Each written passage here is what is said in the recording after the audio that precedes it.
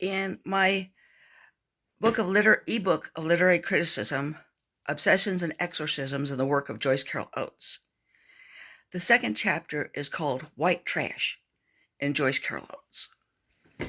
And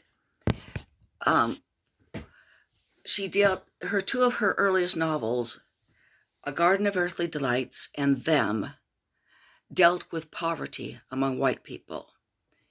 And A Garden of Earthly Delights dealt with the rural poor, and Them dealt with the urban poor. And the fact is that impoverished white people occupy an odd position in American history and in American society currently. They are the underprivileged members of the supposedly privileged race. And in a country with very little class consciousness, the desire of most people who are called white trash is to better themselves financially so they can be in a position, or at least, this was in Joyce Carol Oates, they want to be in a position where they can, without irony, call someone else white trash. And I also want to point out that I think that one reason why poor white people are vulnerable to racist beliefs and organizations is that they feel that as poor white people, they have been neglected, that nobody really cares about them because they're too interested in the problems caused by discrimination against racial minorities. And that feeling of being neglected, of having nobody care about them, is what leads some of them to join racist organizations. I don't think that we have to spend more time on the problems of the poor, regardless of race or ethnicity.